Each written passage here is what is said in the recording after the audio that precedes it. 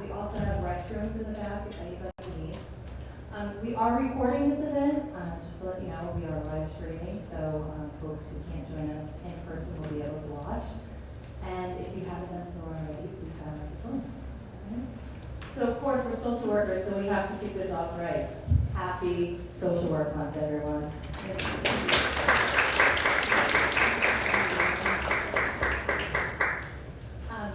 We have a wonderful panel tonight, and we're so thrilled that you guys can be here with us. They have done amazing things out in the community, and they're going to tell us all about how they have set ideas into motion and have collaborated with many to be able to promote social justice. So thank you all for being here tonight. We're so thrilled to have you. A rundown of what we're going to do tonight. We're going to have our opening remarks, and then we will be introducing our chair and providing our first Champion for Change alum recipient with her award. And then we will have a keynote speech from Yolanda Caldwell. And then we will get into our panel discussion. We'll have some dinner, a little bit of networking, and then we are going to get into a group activity because you guys know that we love group activities, right? We're going to help to kind of brainstorm about how you guys can set ideas into motion. And then we are going to be giving the award for the Champion for Change Student Award. Okay?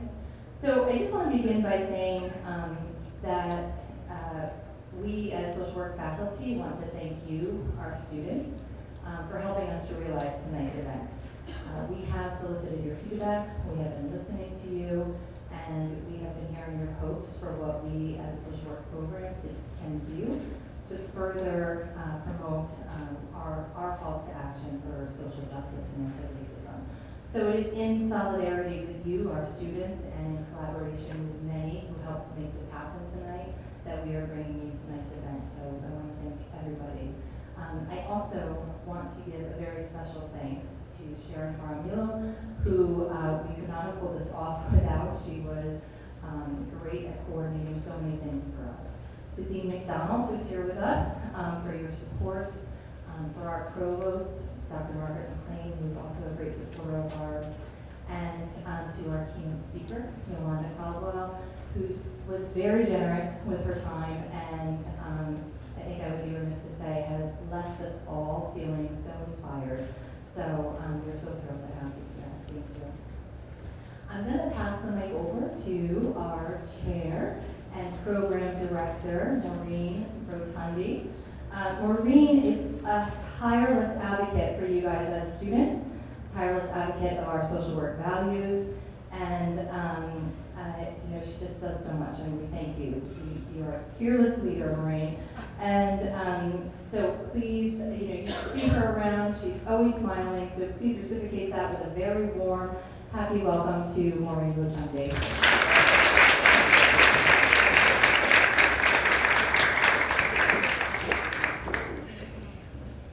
So my students in the room who've had me before know that I am super nervous right now, right? They all know the very first 2 weeks of the semester, I'm like, I hate this, I'm not good at the front of the classroom, I'm sweating, and I've been doing it for 18 years, so you'd think it would get easier, but no. So I just want to echo Julia's remarks of thanks to our panelists, to Yolanda, to Joan, and to our dean, to Margaret McLean, and to President White for supporting our program, for supporting our department and our students, and for being part of the first annual conference. With many more to come, I'm really excited about the work that we're doing, and I also would like to thank all of the faculty in our department who put this together. This was a labor of love for all of our department faculty. They spent countless hours planning, reaching out, putting it together, and I was just kind of along for the ride. So I would like to extend a round of applause to folks who worked so hard on this.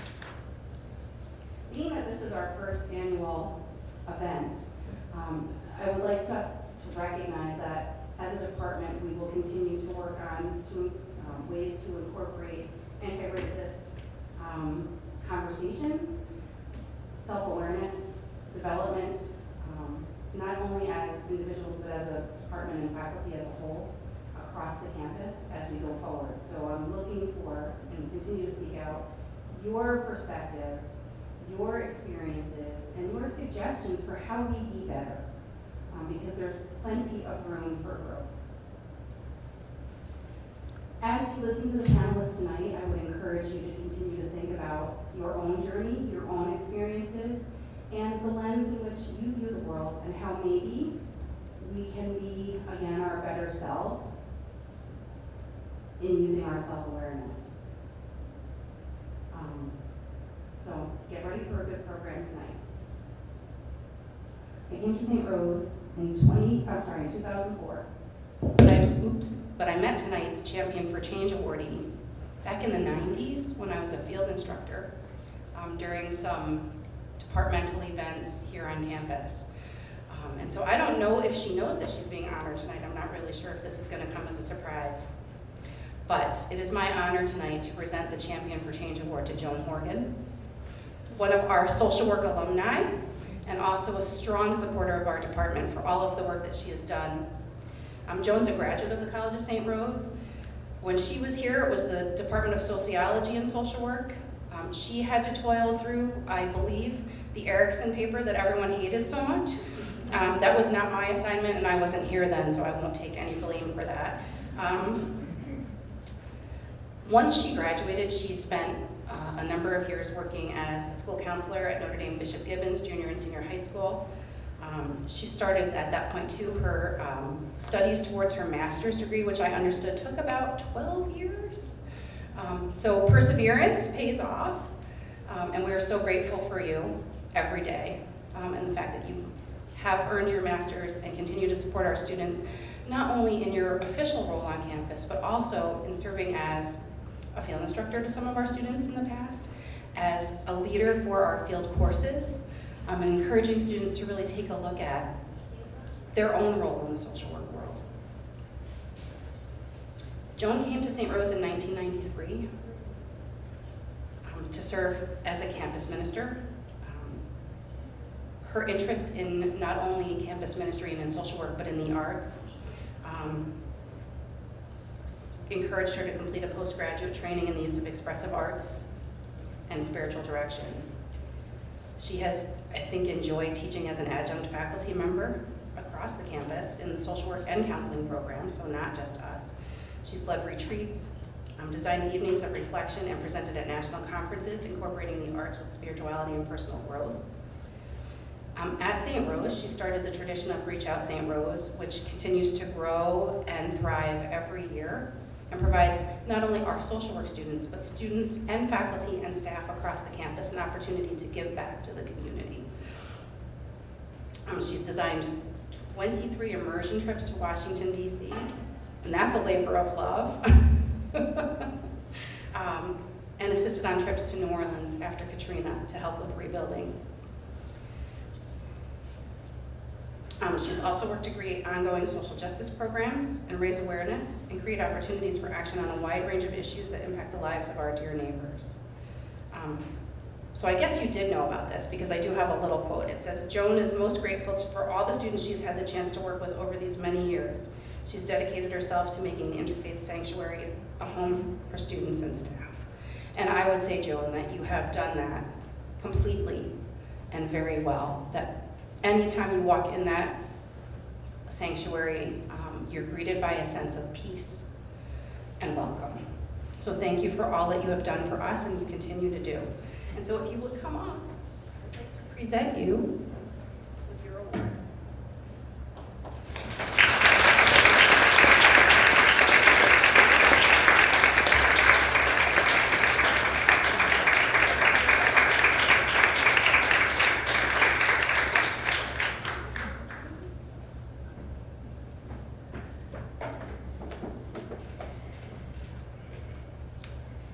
So when East Swan asked me about being here for this award, it's in the middle of the week that our Buddhist monk is here for a week to create a sand mandala.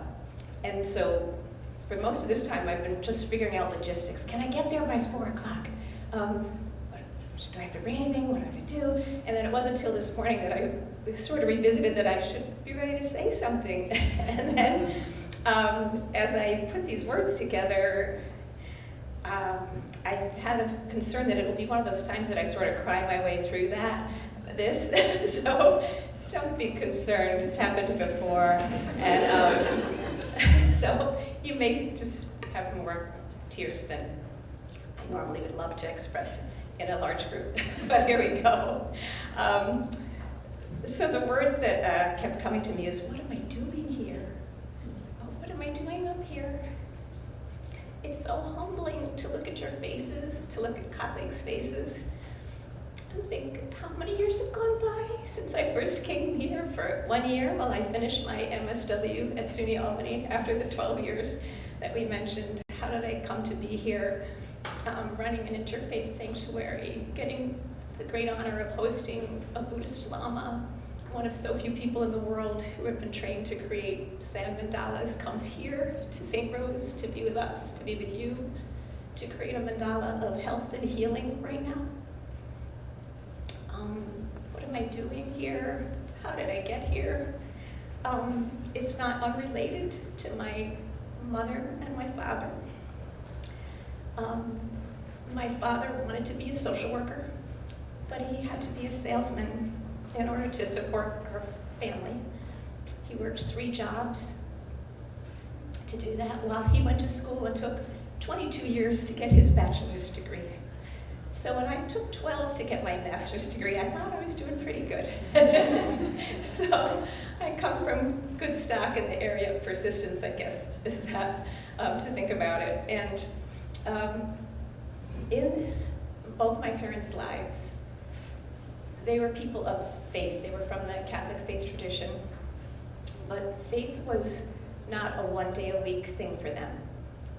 And faith was never separated from care for the dear neighbor. And that's what I grew up in. That's the ground I came from. What am I doing here, if not for them? My mom is 92. Many years ago, she suffered with mental illness as a young person in her 20s, anxiety, depression. And she became involved in a self-help program called Recovery Incorporated. And she spent the next 60 years to this day still running groups every week for people dealing with anxiety, depression, and other forms of mental illness at 92 years old. And 2 years ago, figured out how to make sure they were on Zoom so that the people in the capital region would have support. She does that as a volunteer, gets paid nothing. I come from amazing people who started lives that were in very difficult circumstances, lives through their faith, religious faith, and faith in life, into beautiful things. What am I doing here? And I don't mean it as a negative, I sort of mean it as the wonder of it all. How did I get to be here in front of you, serving in this institution for all this time? Coming here, thinking I'll just stay for a year. I was filling in a position of somebody that wasn't well, and I was finishing my MSW at that time and thought, okay, this is a good transition. I had had a difficult situation that I needed to make a change. And kept staying and staying and staying, and it's always been interesting, and it's always humbling, and the amazing people I've gotten to work with, the amazing situations I've gotten to be in, the trips with students, the interfaith part of my job. I came from working, as Maureen mentioned, in a Catholic school, so when I came here, my life sort of looked a little more like this, a tunnel. And they were just at that time starting to build the Interfaith Sanctuary. And I was sort of in the background, making student programming happen, things like that. And it wasn't until we started opening the building and having gatherings of people that people would sit in the front row in all their different dress from their different traditions. And I remember a man saying to me, in another part of the world, these people would be killing each other. And it kind of took my breath away. And it altered everything from there on forward. But in these 28 years, I've heard from numerous people, sat in rooms where folks from all different religions have come together to try to understand each other. Not to alter who they are, but to stand in who they are and to try to learn about whoever we name as the other. And to somehow be greater for that, to be expansive, to be more in this world, to see people differently, to know about life differently. And I'm honored to have carried that forward. It was certainly started by my predecessor, Christy Giovini. And I've had the gift of being able to work to make the sanctuary a home. And through that work, have gotten to do those trips to DC, our many efforts at Reach Out St. Rose.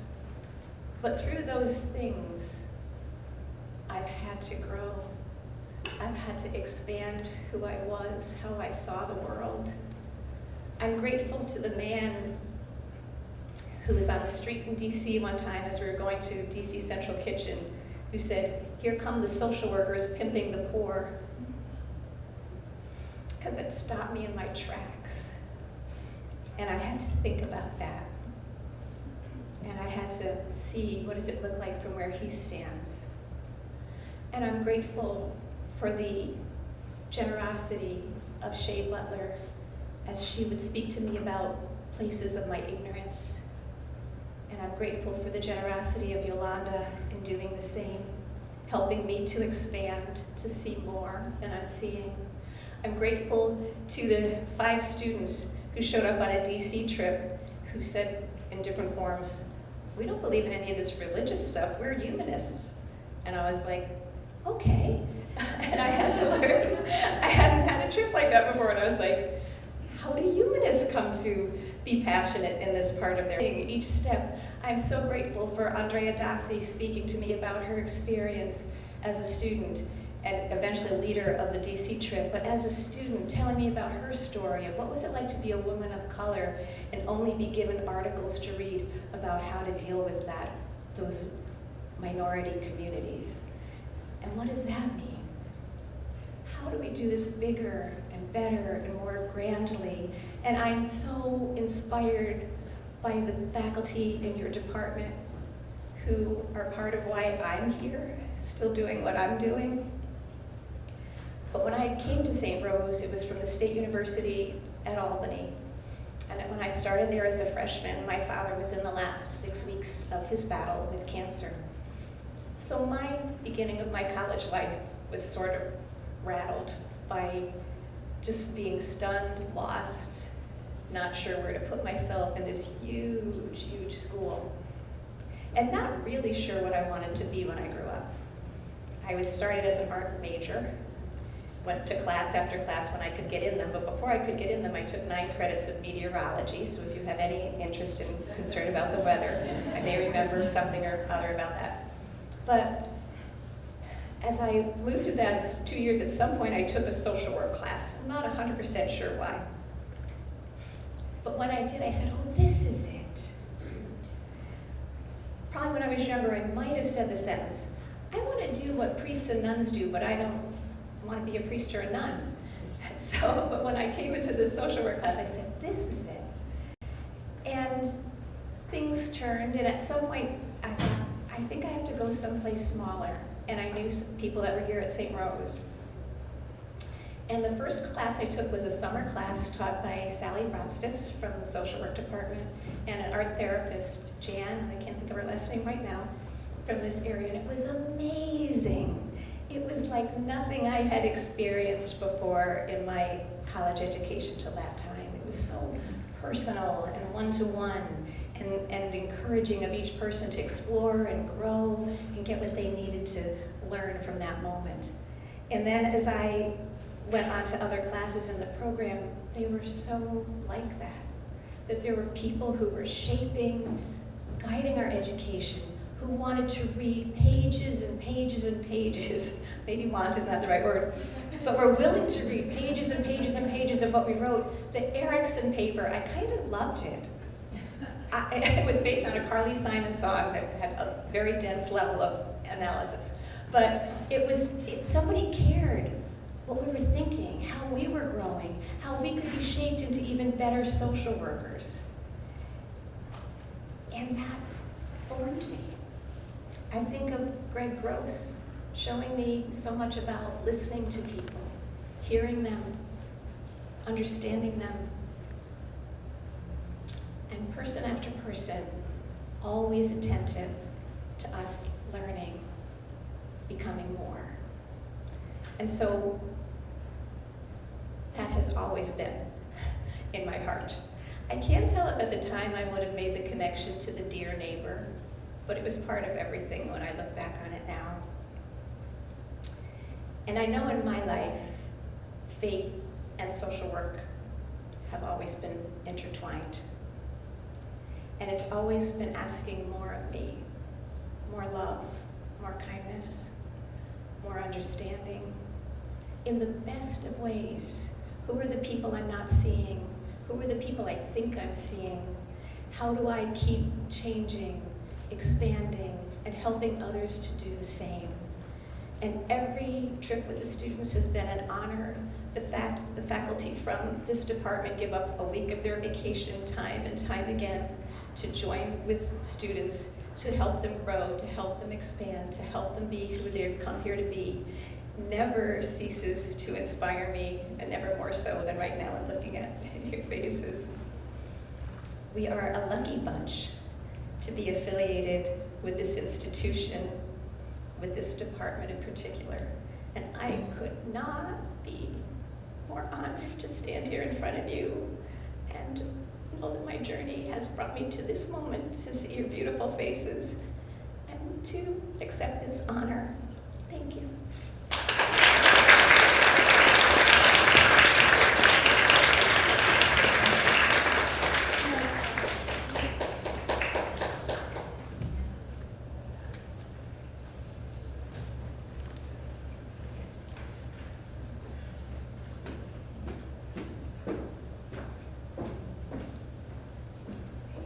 Joan is leaving us to go back to the Bahama, so she has to leave. But Joan, thank you so much for that beautiful speech, and I think that what we take from that is that we all continue to grow and push for more, and to be very intentional about how we are reflecting. So thank you for that beautiful speech.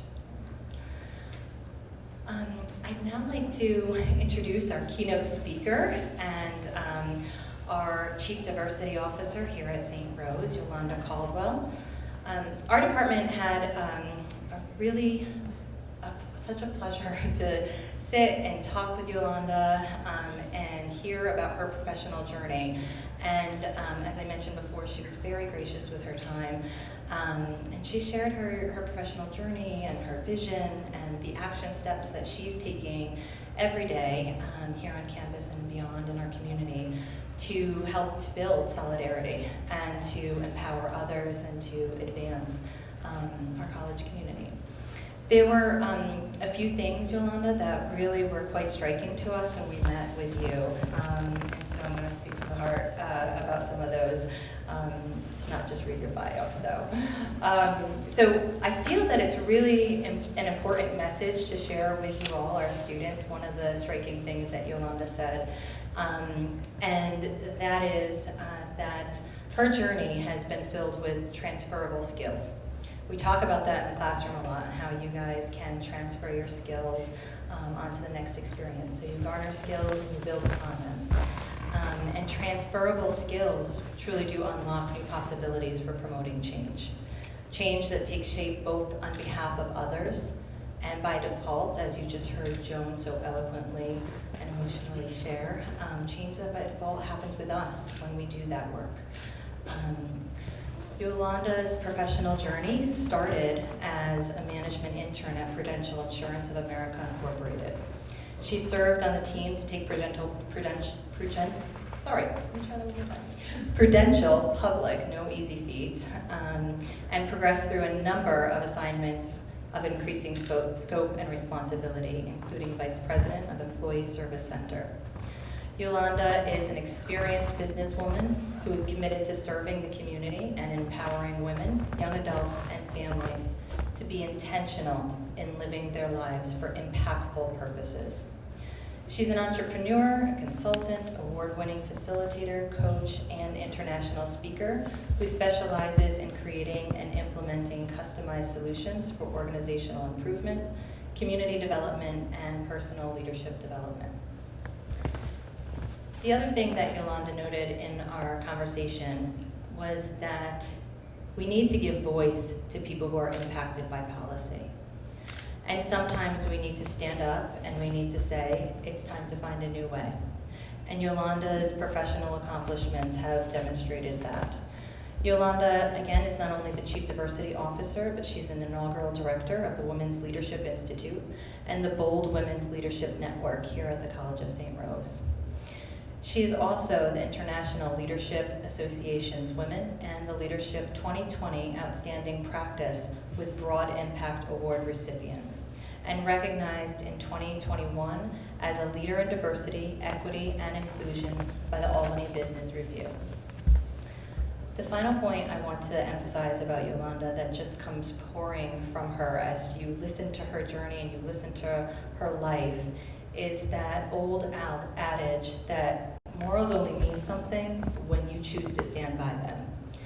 And Yolanda's personal, not just professional, Yolanda's personal life mantra has been, and I quote, "Life is not just here for you to receive, but to give." A wife, a mother, Yolanda is committed to living a life that allows her freedom to love her family, succeed in business, and serve the community. And she's also instilled these values in her son and daughter, who are very well accomplished, and Yolanda has so much to be proud for. They are doing amazing things out there, giving back to their communities as well. So Yolanda, please know you are an inspiration to us all, and we are grateful for what you are doing for our college and our community, and we are beyond honored to have you here tonight as our keynote speaker.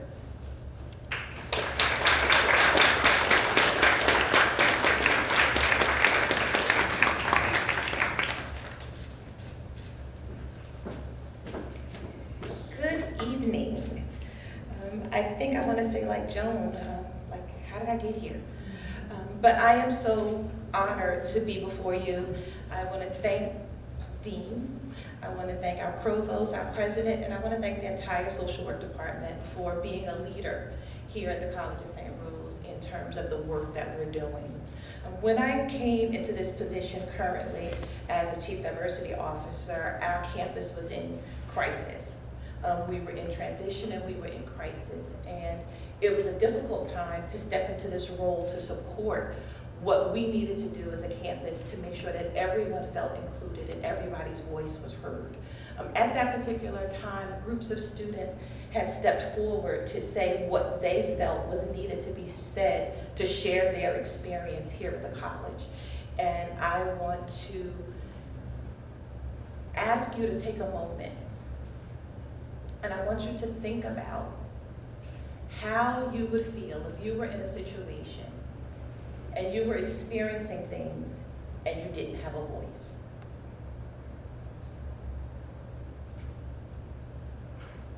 How would you share your experience? How would you share your story? How would you make change? As social workers, many of you know that there are individuals that are part of our community that feel this every day, who feel voiceless, who feel unseen, who feel unheard, who feels unheard.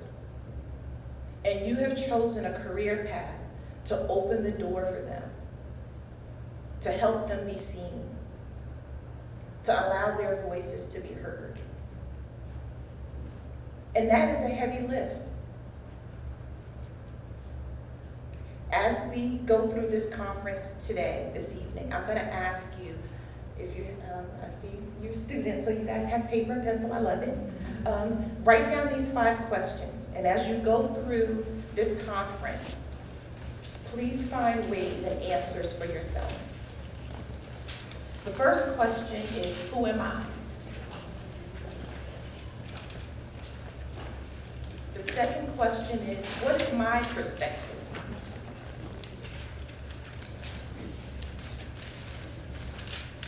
The third question, what is my contribution?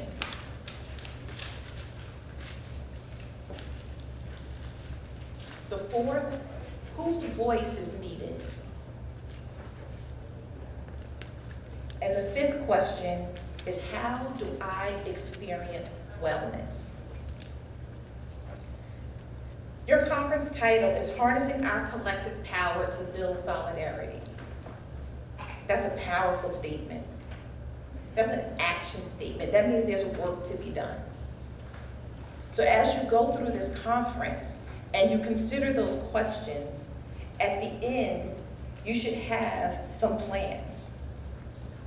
You should know what you're going to do, how you're going to harness whose power, your power.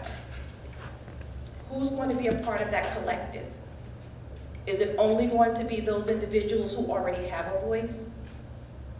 Or are you going to create opportunities for others who haven't been heard?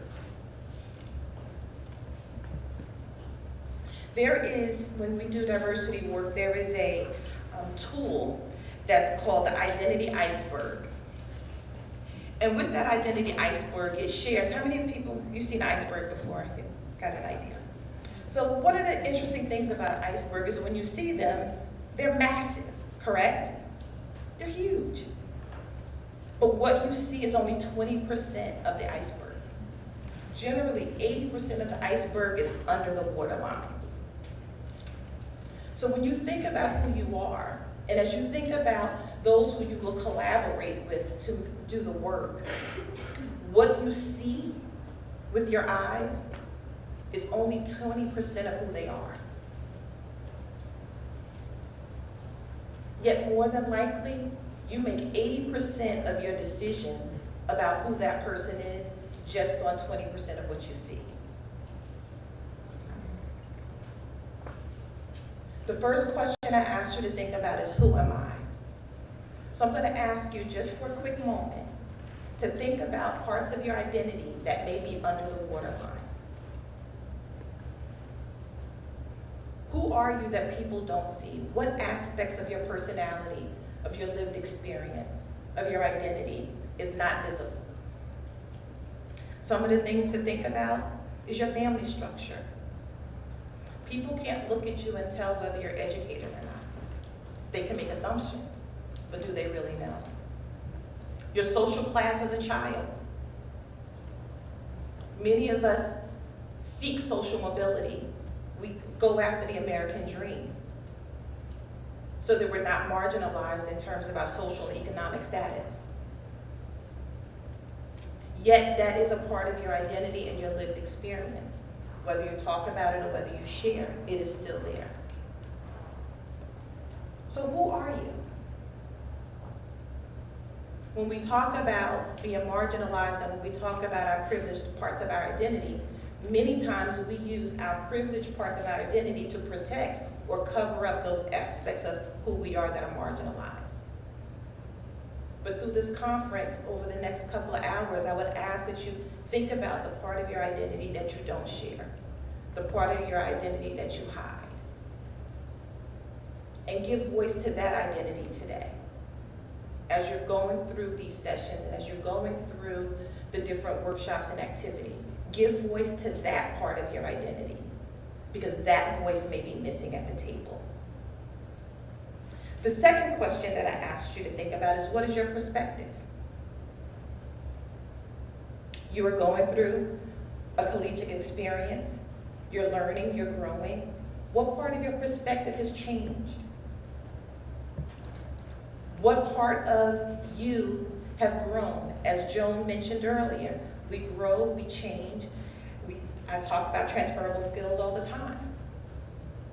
What skill do you have that can transform your community, your classroom, those who you're going to be serving? What's your perspective? What is unique about you? What makes the room different because you walked in? The third question I asked you to think about is, what is your contribution?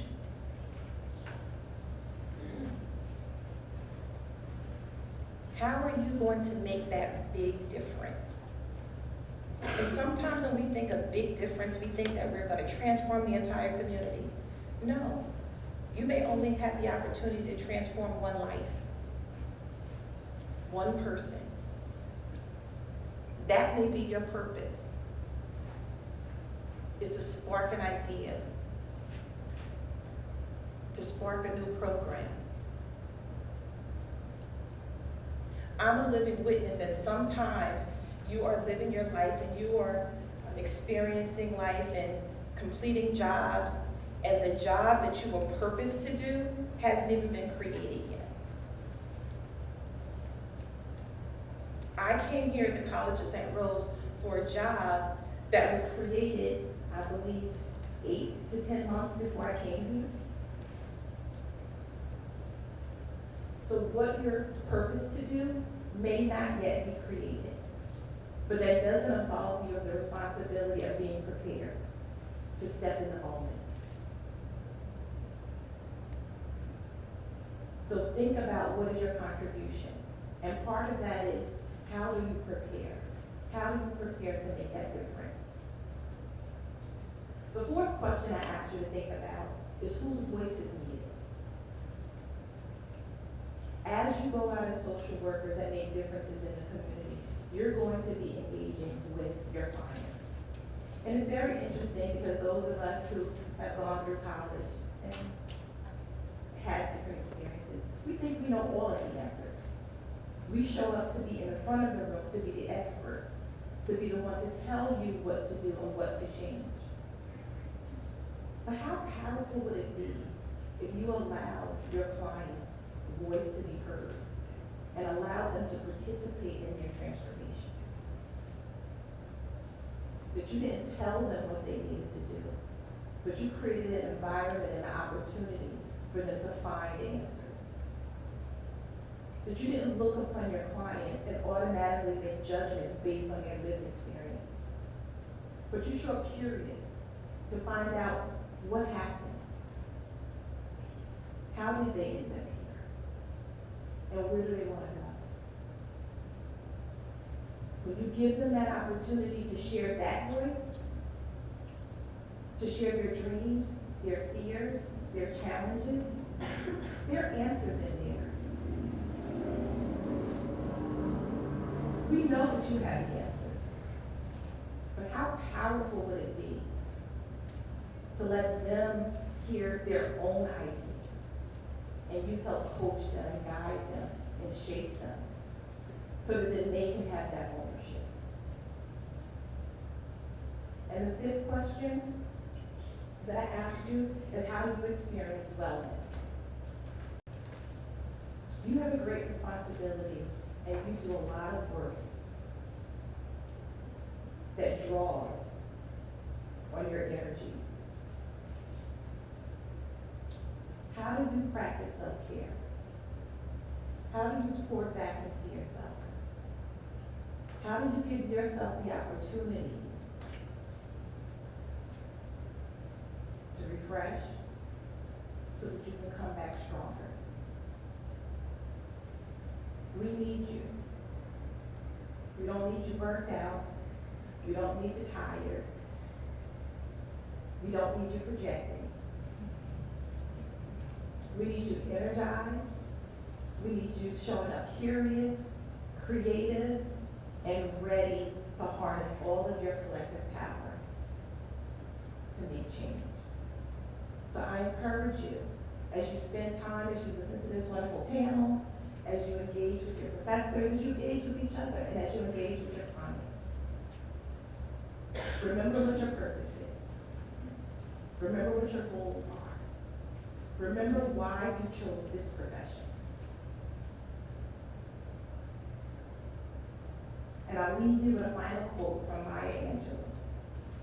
It says that we all should know that diversity makes for a rich tapestry, and we must understand that all the threads of the tapestry are equal in value, no matter what their color.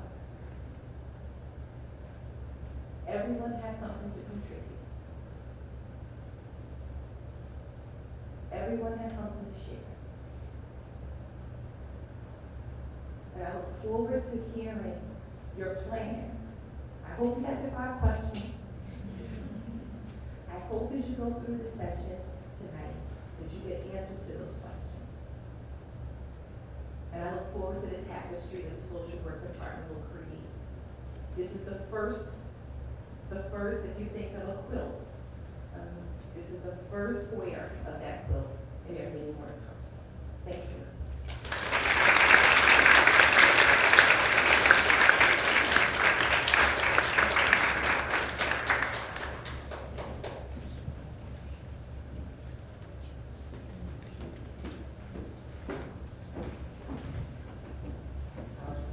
Questions and hopefully reflect on them well past tonight.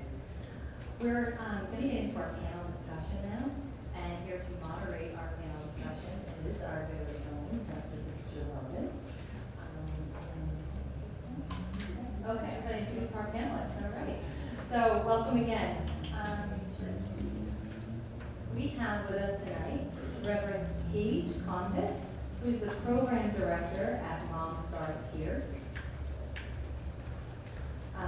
The Reverend Convis, is an ordained minister in the Reformed Church of America. She has been creatively engaging with the community in the Capital Region for 7 years. Mom Starts Here serves Albany, Rensselaer, and Schenectady counties. Mom Starts Here helps women in unplanned pregnancies, young moms, and families in need find and access community resources. The organization also supports families with coaching, parent education, and supplies. The Reverend Convis is passionate about meeting people where they are and thinking systemically about the issues that are contributing to the difficulties we face as a society. She believes that if one person or family feels the stress of their situation, then we all do. She believes that and that change only happens when we look at ourselves as part of it. Please welcome Reverend Paige Convis.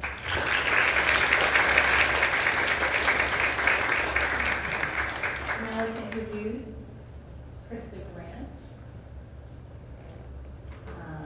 graduate of class of 2010. She's the Assistant Dean for Intercultural Affairs and the Chief Diversity Officer for Student Affairs at Union College.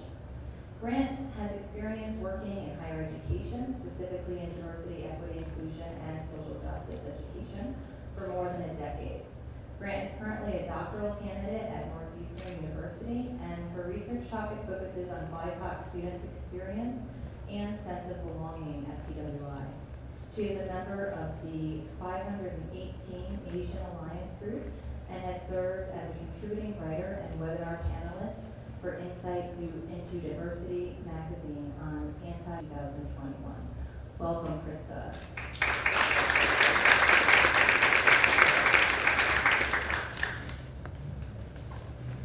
Tracy Keeler, class of 86. She's the founder and director of the South End Children's Cafe. Since opening the South End Children's Cafe in Albany in 2015 to address food insecurity, equity, wellness, and academic achievement for children in the South End, Keeler and a dedicated team of staff and volunteers serve more than 160,000 healthy meals and food to children and their families. One-on-one homework help, enrichment program, and exercise is offered before dinner in, wait for it, a technology-free program for children ages 4 and up. Keeler is a proud 1981 graduate of Albany High School as well as St. Rose, where her son Jude is currently a student. Keeler is a member of the 10th Ward in Albany and participates on numerous committees focusing on serving the South End and the City of Albany. Welcome.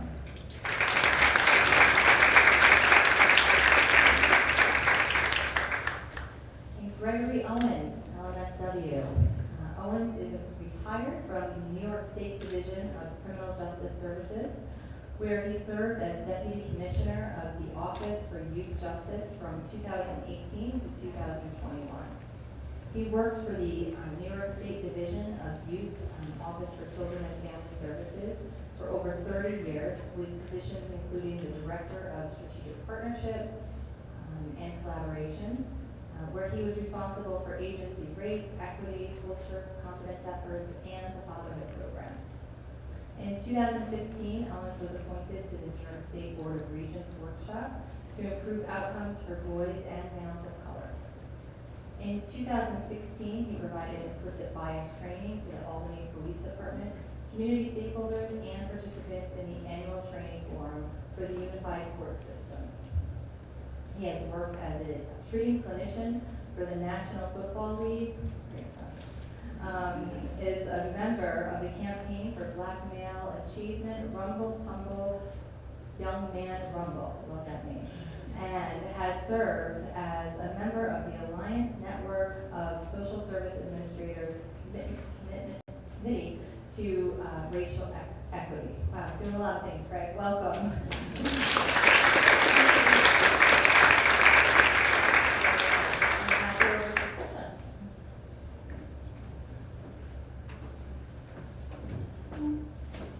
Right. So, we're going to have a series of questions. Yeah, I'm very good challenge, so I can do better. So we're going to start off with 2 questions that I'll have each of the panelists answer for about 5 minutes apiece. And then we have several other questions that we'll get to. And then I'm going to turn it over to you guys. So use your pen and paper. I've already warned people that they will get stared down for some questions. We want to take advantage of the different voices that we have here tonight. Okay. So our first question is to everybody, and I don't like to do things linearly, so I'm not going to go down the row, but you know, I've got a student on the panel, so I might put her on the spot first, because she's used to it.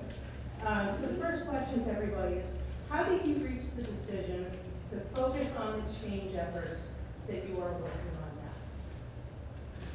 So, Krista, why don't you start?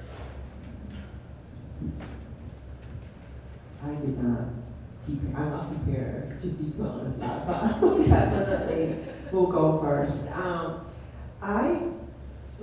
Like the introduction that I talked about, I have been doing DEIB work for over a decade, but I want to really touch upon one of the pieces that I recently do to create change. I think it's really relevant, especially I'm on a college campus right now, right, in this space. After the murder of George Floyd, similar to many other colleges across the U.S., there was an outcry for not just Black students, but BIPOC students. The racism that they face on a daily basis. And I have firsthand experience seeing and witnessing the pain that my own BIPOC students experience, not just at Union College. I was previously at Siena College, 15 minutes away from here. There's a lot of pain that they cannot express, right? It's very traumatizing. Every time you turn on the TV, every time you turn on social media, it's in your face.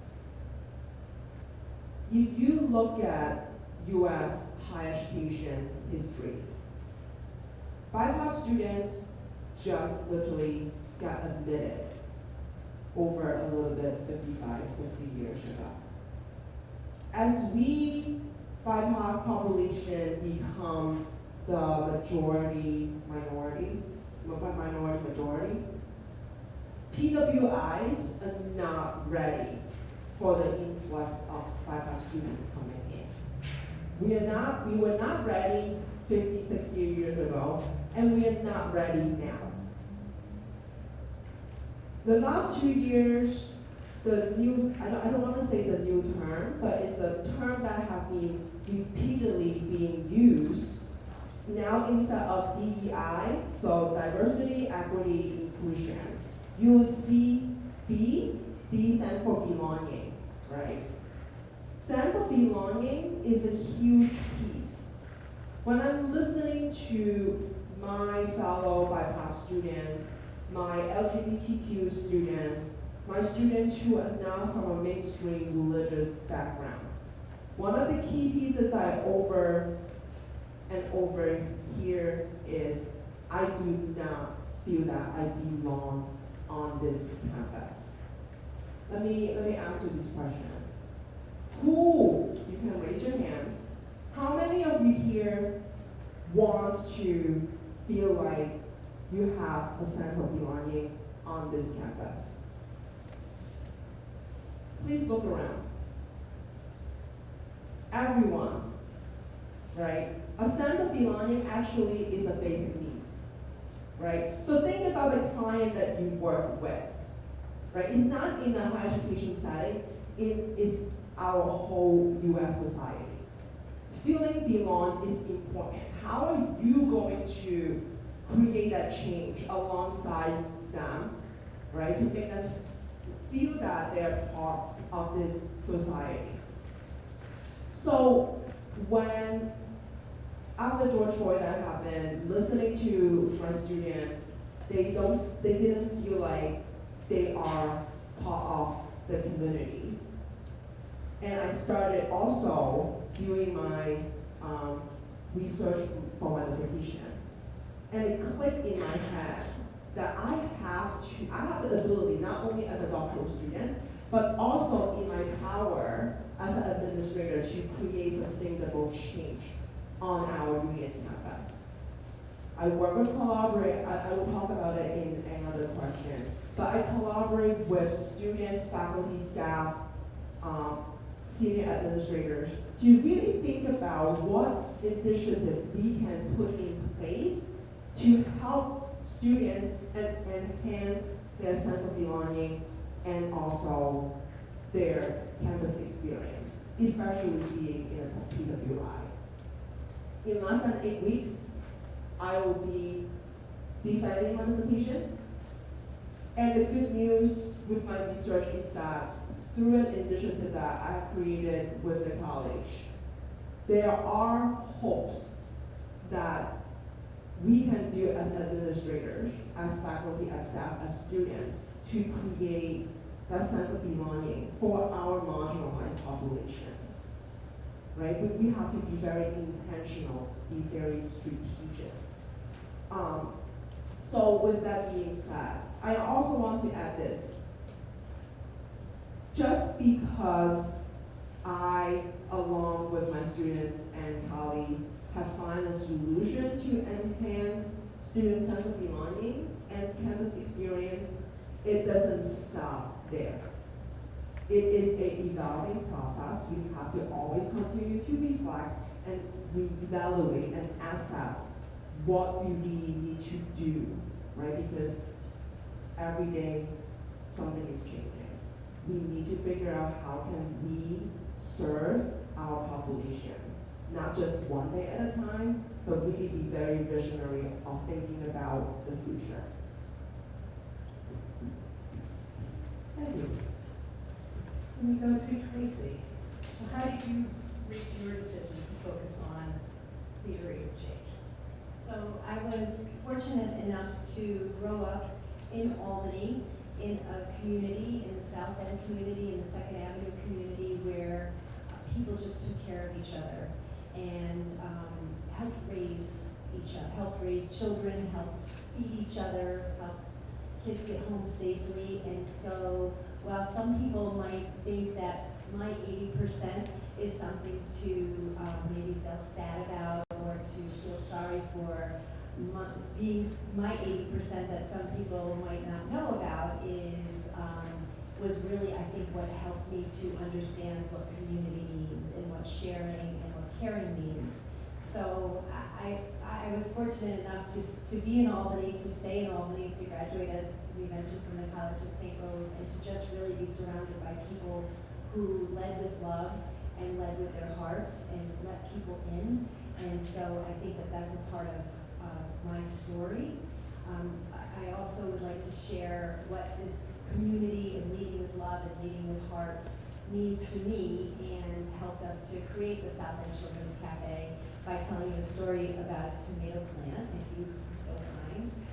Outside of the Children's Cafe, we like the kids to garden and to grow their own vegetables so that then they can eat and see what they've grown. So we have these two beautiful cherry tomato plants outside of the cafe, and the kids were watering them, and they were picking cherry tomatoes off and popping them in their mouths and, just enjoying the plants.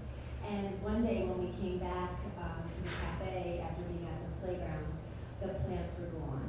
And I was really disappointed. I was sad that somebody might have taken our tomato plants and they took them away from the children. And one of the little boys named Tyler said, "It's okay, Miss Tracy, they must have needed those plants to feed their family."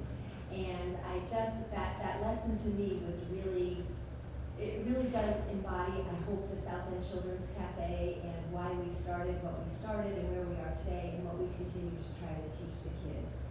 The kids all bring something, a different story, a different pain, a different love to the table, so to speak, but that's where we meet the kids, and that's where I hope that you are able to meet each other. Everybody has a story, everybody presents a way because of where they've been or how they've been able to, how they've been treated or how they've evolved, and so I think it's really important to build community, and that's pretty much how we started, just trying to think about what would a labor of love look like, how can we open our hearts, and how can we bring some equity to a really beautiful community of people and children. Let's go to Paige.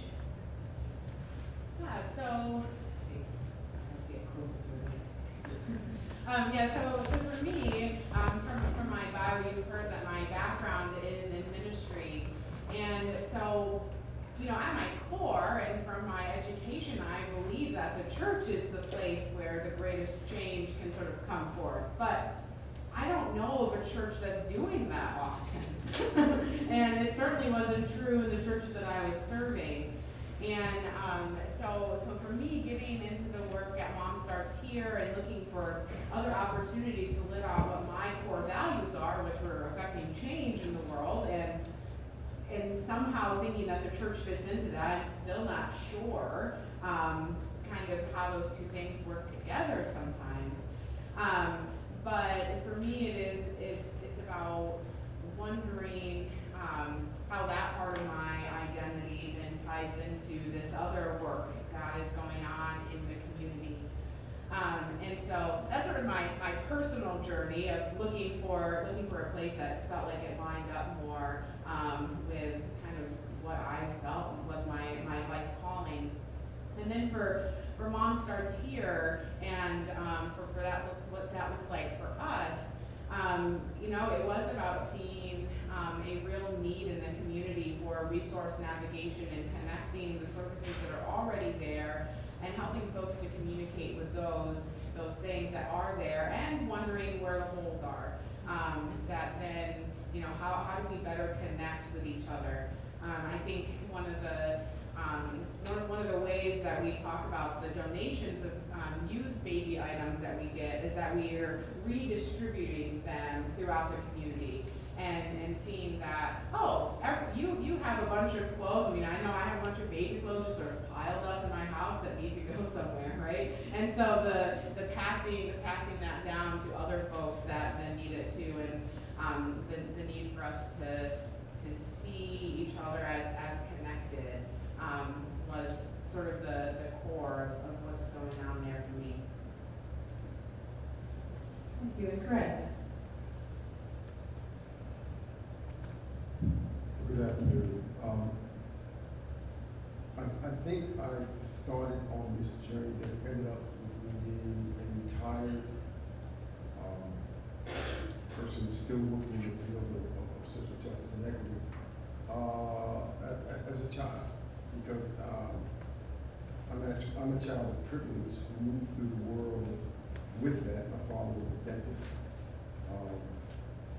We lived what I would consider an excellent, pristine life, and yet in the midst of that, there were all these very strange things that would happen, particularly when we looked down south to visit. Because my family came from Alabama, and things felt very different there. My father was much more vigilant, much more nervous. And I didn't have understanding, I didn't have words for it. Fast forward and you begin to see things happen in school where you felt like you had earned this, but someone else got it. Still didn't have words for it, still didn't have a concept of what was going on. And then I hit graduate school at a place called Philadelphia. And they had you take institutional racism before you graduated. You had to. And light bulb. And I said, that's what this whole thing has been. Even in the midst of the privilege that I grew up with, there was still that going on in my life, in my brother's life, in my sister's life, in our parents. It was still happening. So I think it was at that point that I made a conscious effort to begin to explore it, to get a better understanding, and to do what I could to fight against it by joining national organizations and by doing what I could to lift up my voice. And so I'm one of those perennial learners, constant growers. And so as I moved into the work with the state of New York, which was 8 years after I graduated from the University of Pennsylvania. So I've actually been in the field before I retired for over 40 years. So the brain is real. I every straight of that. I began to explore this notion of how to bring this to a state system that was terrified of change. Simply was terrified. And so when you begin to move into those places and spaces with expectations of how you should report yourself, and you raise your voice up and say, look at what the data says, look at what the narrative is, why are so many young people incarcerated in this fashion, why do our system players look like this? You get a very interesting reputation that follows you for most of the rest of your career. So you have to be prepared for that, and my faith journey helped me get prepared for that. So that in the latter part of this decades-long experience of working in this field, my faith journey, my professional journey, and my personal journey merged. So I began to, with much less trepidation, speak truth to power to systems that may not have wanted to hear me, that had their biases out in front in the room when I walked in, to begin to help them to understand that this is a journey of healing. So what I've finally done in the last year or so is completed the framework that I started probably when I first understood what this was all about. This is about injustice, this is about institutional and structural circumstances. And that if I was going to focus on transformation and not transaction, we'll talk about that later, that I was going to have to do something that was bigger than what I was doing when I started my career, which was clinical. This is not saying that clinical is not good, we need great clinicians. But my journey required me to go to the system level to do the work that I need to do. And combining a framework of developing leaders to do this work, developing a notion of culture that is deeper than just the 10 or 20% that Sister Caldwell talked about, developing the skills and competencies to have the difficult, frightening conversations about these issues, race, gender, ethnicity, identity, and unfairness, and murder. Let's not forget George Floyd, but let's remember Emmett Till and all the other folks who preceded him. And how do you have conversations like that in a system where now people are being asked not to even talk about it, to not even say the words? And then what is this whole notion of bias about? Which includes not just implicit bias, but anxiety based upon identity that gets in the way of genuine interaction, and stereotype threat, which helps us to answer the question, why am I here? A question that many of us have asked ourselves, and I certainly did when I was in school in upstate New York for 1 year, when I was convinced that I was in a place that was not safe, and I left after a year, because I had no idea what I was doing. And then finally this whole notion of healing. And that's what I've added to this volume. And it's consistent with my faith work, it's consistent with my personal life, and is what I now offer, in addition to the other parts of that. Because if you don't heal as you do this work, you will continue to experience harm. And people who do not heal engage in harmful policy development, harmful practice, and they don't even know. And so where I end up now in my journey is helping people to understand what healing is all about, and making that a part of organizational transformation, dismantling racism, and anything else that I have to do until I go home one fine day. That's my journey.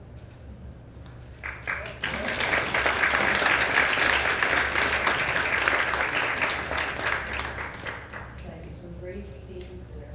Healing, connection, belonging, finding your voice, helping others find their voice.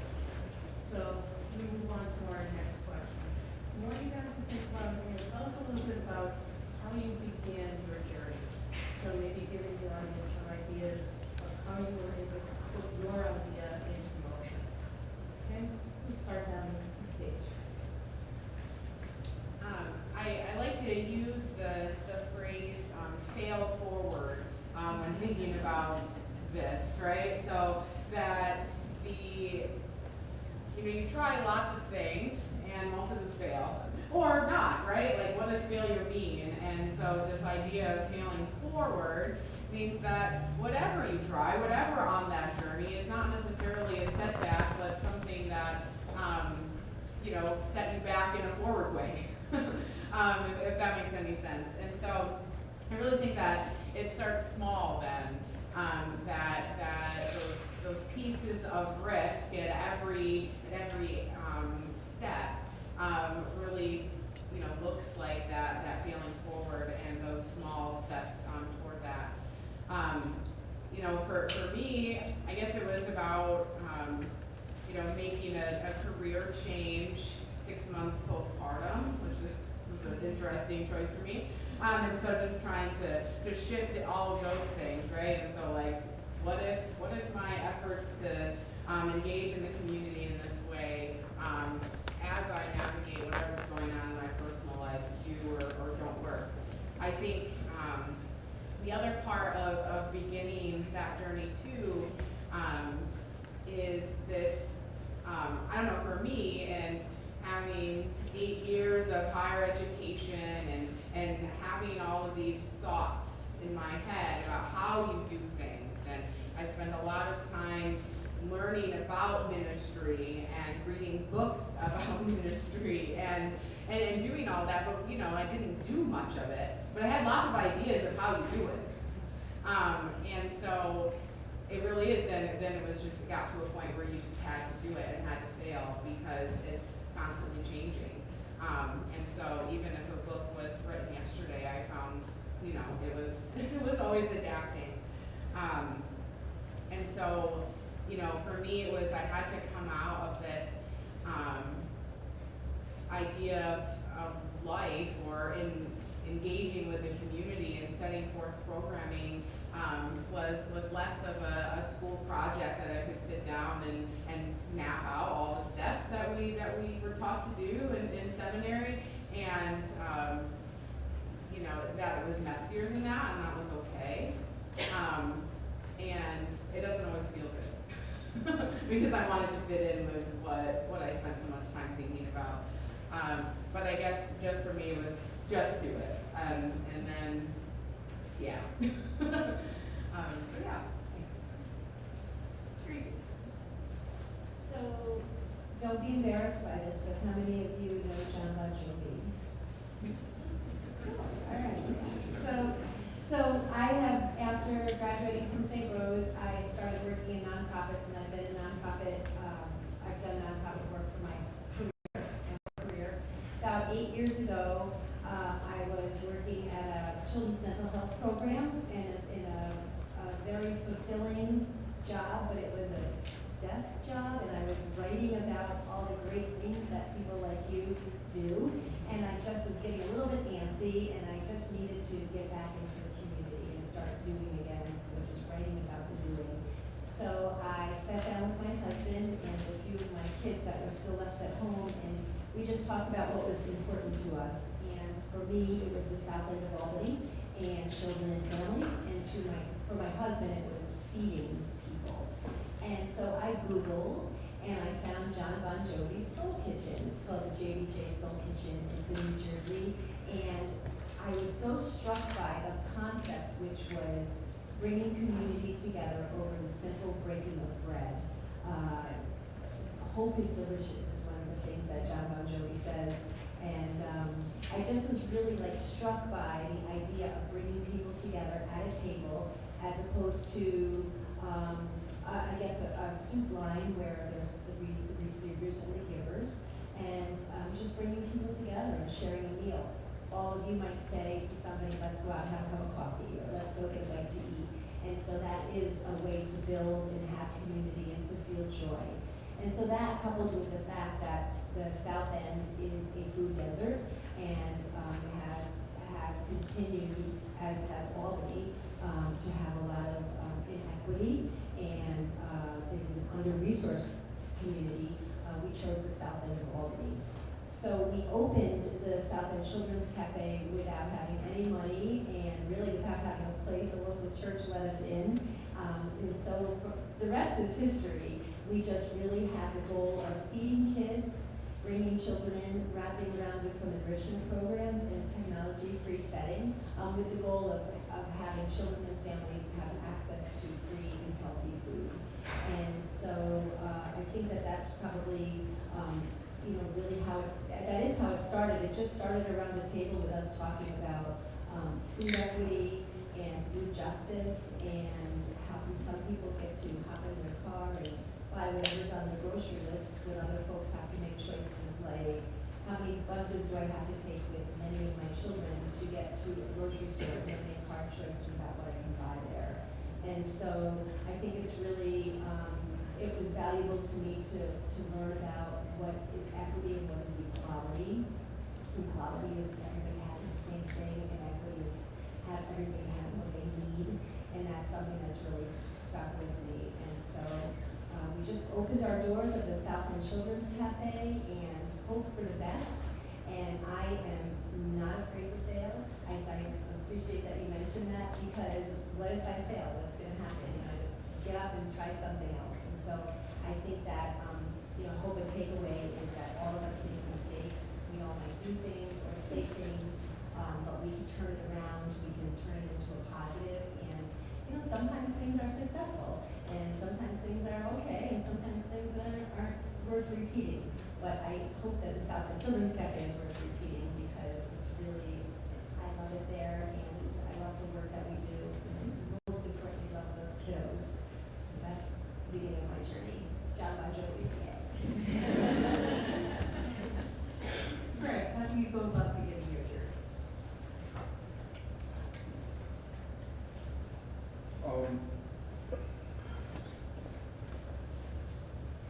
I think the specific work that I started to do around disparities, race-based disparities, was more focused and intentional when I got to the state. I think prior to that, it was kind of incidental. You happened upon something that was strange and unusual. You saw all these kids in the residential treatment program, and you might see they're all, children of color, particularly African American males. You might question that, but you really didn't have the wherewithal to pursue it. Again, lack of language and conceptual framing. When I saw the data that the state offered in terms of who was in the system, and it was disaggregated by race and ethnicity, that's when I began to ask much more targeted and pointed questions. Because data has faces, it's not just numbers. And so when you begin to ask the question about the data, it really opens up a whole different kind of conversation. A, because you're not supposed to know it. And B, you're not supposed to question it. So I began to try and unravel it, but I didn't really know and understand it. And I would share it in staff meetings when I went there, and I would leave these papers on the table with all these data, and people would not even pick them up and take them and fake like they read. They would just leave them on the table. It's like I never handed them out. But one thing I learned growing up is that if you stop, that's it, so don't stop. And so I kept bringing the data up, and finally, people got so uncomfortable, they began to ask, well, what are you trying to do? And boy, was I waiting for that question. So you gotta have the answer before the question is answered. That's tip number one, I believe. And so the answer to that question is I want us to begin to look at who's in our system and ask why.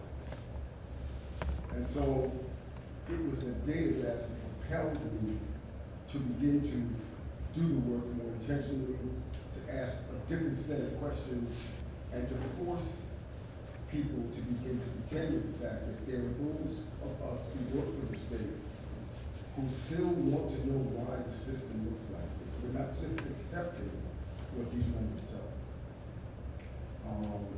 It resulted in a lot of good work. It resulted in allocations of funding that had never before been given to take a look at this work. It resulted in bringing in expert trainers to help us understand this. And actually, I think resulted in a small system to the child welfare. What it did not do is eradicate the disparities. So here's my second point you can take home. You can shrink the system, but if you don't focus on diversity, equity, inclusion, racial justice, you will find the disparities persist even if the system is small. And so that's what calls me to kind of move forward and do it. Krista? I actually think that this is one of the difficult questions to answer. So in 2008, I started my master's program at St. Rose. And every class, I'm one of the few, maybe one of the only students of color sitting in grad school Monday through Thursday with 15 other grad students.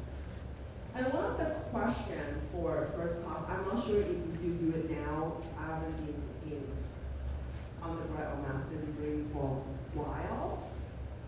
First class, a faculty member will always ask, what do you want to do when you grow up? Meaning, what do you want to do when you finish your master program? And my answer will always be, I don't know, academic advising. I have no idea. But my white colleagues will always look at me and say, why don't you want to go into multicultural affairs? One would ask, why would you ask me that question? Is it because I'm a person of color that you assume that the field that I would go into is going to be diversity? At that point, 2008 to 2010, I was actually a residence director at Siena College. And when my colleagues would ask me, aren't you going to DEI? My answer was no. Absolutely no. Why would I put myself in a situation to do DEI work? Because you're gonna have to be the expert in every single DEI issue there is. And I also, the universe likes to play with you. I have absolutely no intention to go into DEI. And even when I was job searching after 3 years of being RD, I'm like, I'm not going into doing this kind of work. The vice president at the time where I worked at Siena have witnessed the relationships that I have built working with students of color, Muslim students, LGBTQ students, and it's not part of my responsibilities, right? It's just that I feel that it's my personal responsibility to connect with marginalized student populations and what can I do to support them on their journey. That I was given an opportunity to be an assistant director for their cross-cultural center. And if you ever think about going to DEI, this is my advice for you. welcome to the dark side. Once you start seeing things, you cannot unsee. You cannot, right? I recognize my own privilege as a cisgender, strict, light-skinned Asian woman. And I know what is my responsibility, what I need to do. So I dive right into the work, roll up my sleeves to make sure that I learn as much as I can, active listening to all of the stories, right? Building intentional relationships with our students, faculty and staff. And once you become once I start the journey, I recognize that I am an educator by trade, and it's only one of me, right? Like, there's only so much impact I can have. And for me, the journey is when everybody talk about failures and mistakes. I facilitate, my first time facilitated DEI training is for 150 RAs and orientation leaders, talking about racism and white privilege. It was a flop. They were angry because they were not ready for what I have to teach them. And that really set my trajectory in terms of how am I reflect and think about what can I do as an effective DEI educator to bring other people on board, especially for those who are inconsistent. And you know those people, right? And I work really hard to build relationship with young adult students and decided that it is important for me to plant a seed. If I can change one person or transform one person and their journey and their perspective on their role as an active ally, as an advocate, I did my job. So for me, moving the last 10 years, a lot of my focus is how can I play my part to learn, to research, to read, right? There's a lot of history. I don't know how many of you have read the 1619 Project. I was an international student from Hong Kong many years ago. Even coming to University of Buffalo, we were not taught important history to our country, right?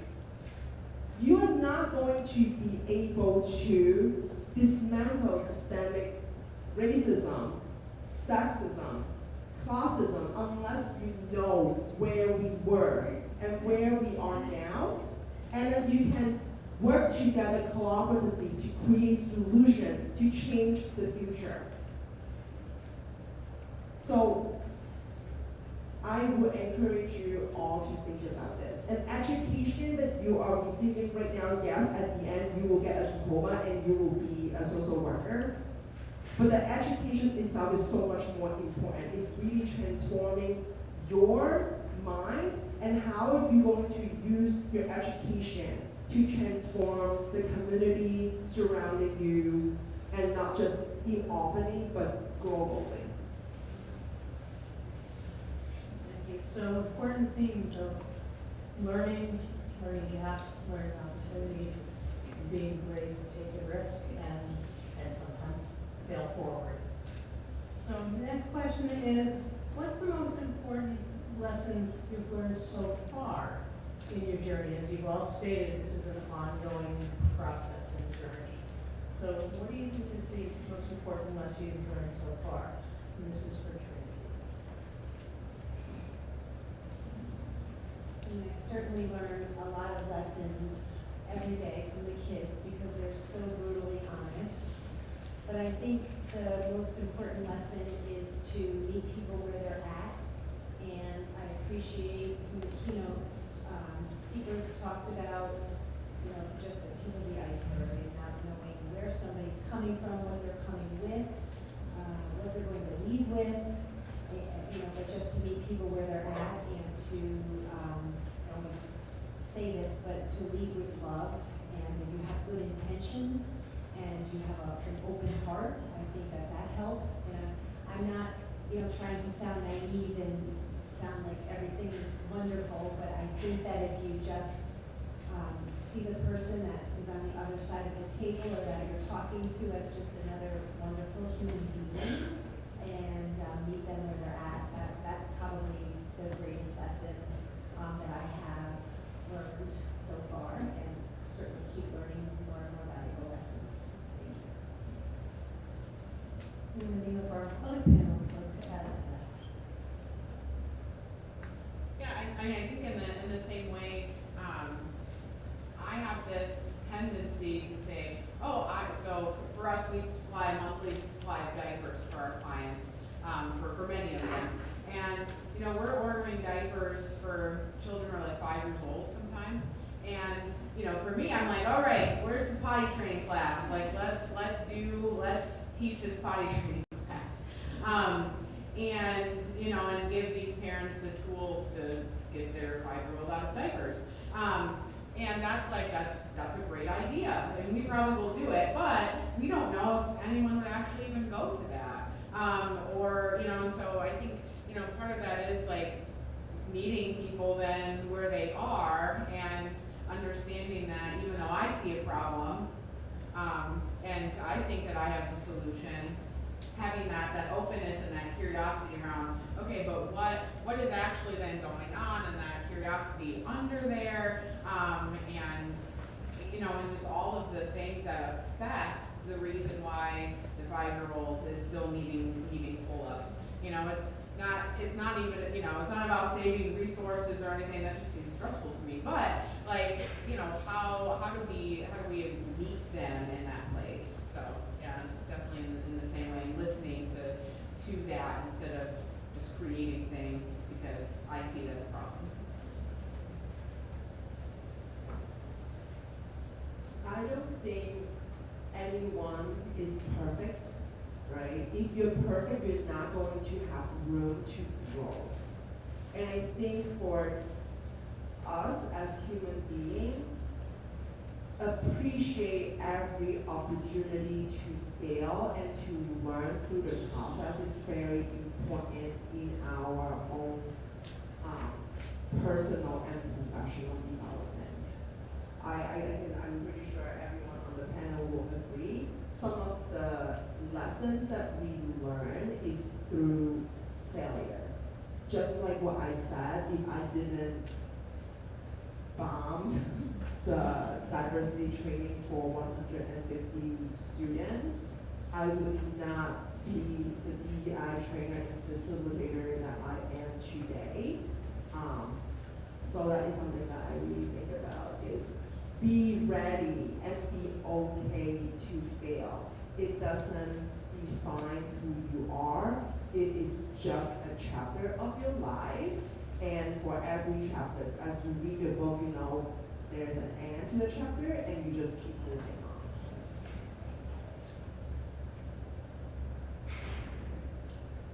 Okay, so our next question is, what are the key ingredients for building solidarity and collaboration for community action? And this question is for Chris. So I think on your table, there is an op-ed article that is authored by me. It specifically talked about what happened after the shooting at Atlanta last year with the Asian home salon. So I'm not gonna go into exactly what we can do in terms of building solidarity and collaboration, but there's a couple pieces that I will definitely share with you is that, so especially for our white folks in this room, white savior complex.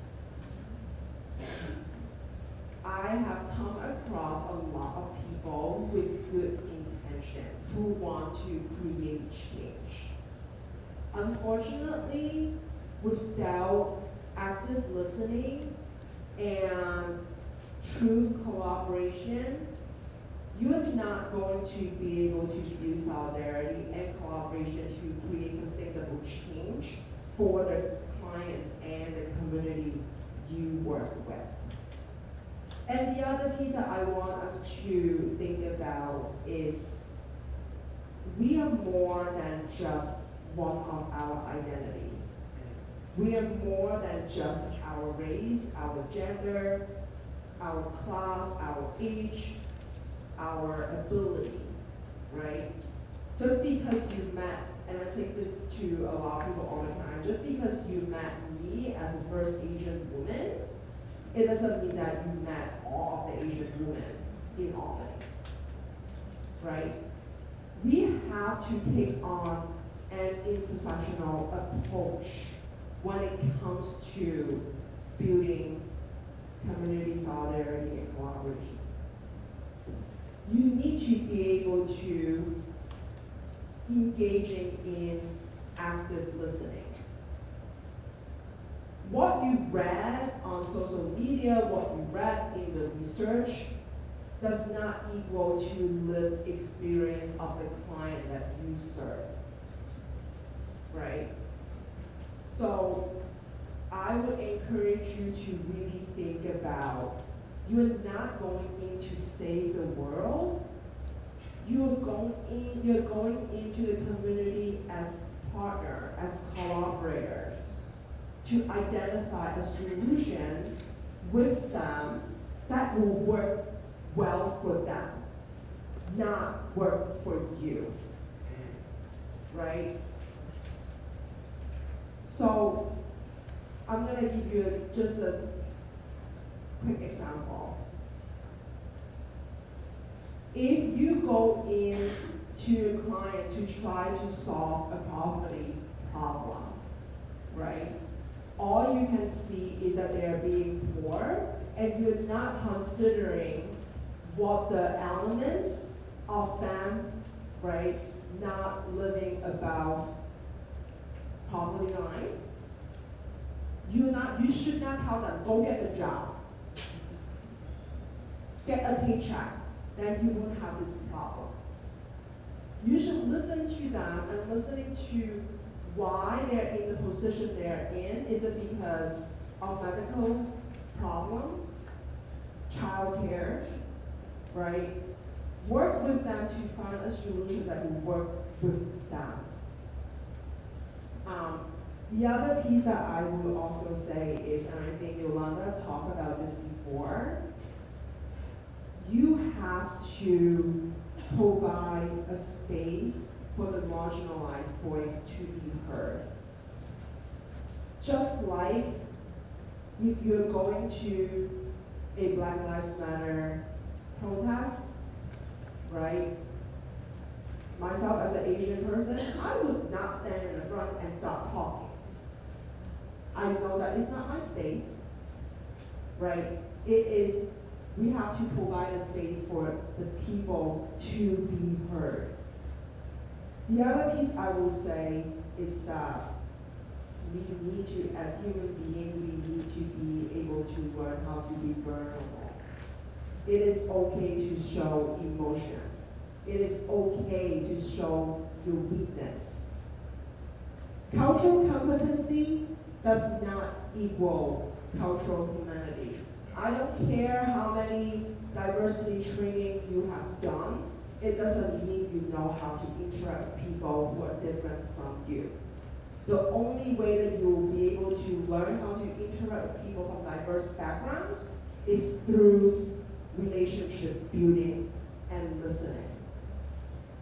I would give you a couple more pieces.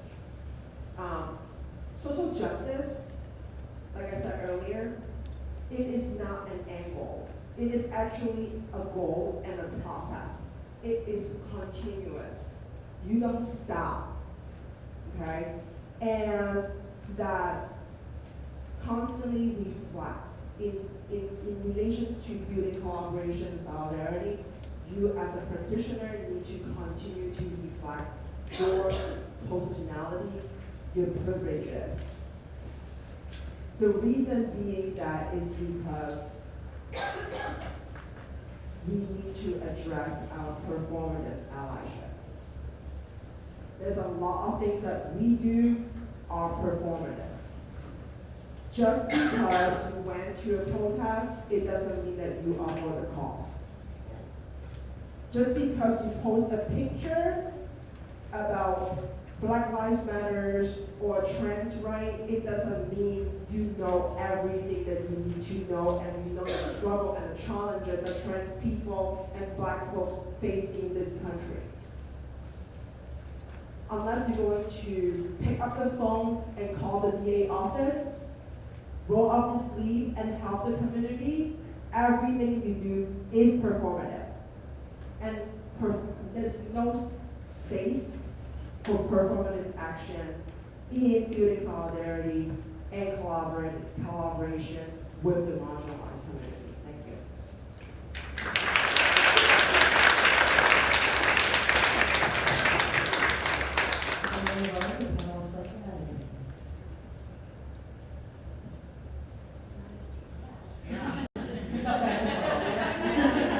Can I just add one sentence? In reflection, and this is something that I always ask my students, what are you losing? As a person with privilege, and we all have privilege, just have to think about where it is, right? What are you losing for helping other people? What are you actually losing for advocating for the marginalized group? I know I'm not losing my job, right? I'm not losing my status as an educated woman for advocating trans rights. I think a lot of people think that if I am advocating for a cause, which means somebody is gonna take something away. And that is absolutely not true. We live in a society that there's enough for everyone, right? There's enough for all of us to be successful. Just because you have something, it doesn't mean that somebody is gonna take it away from you.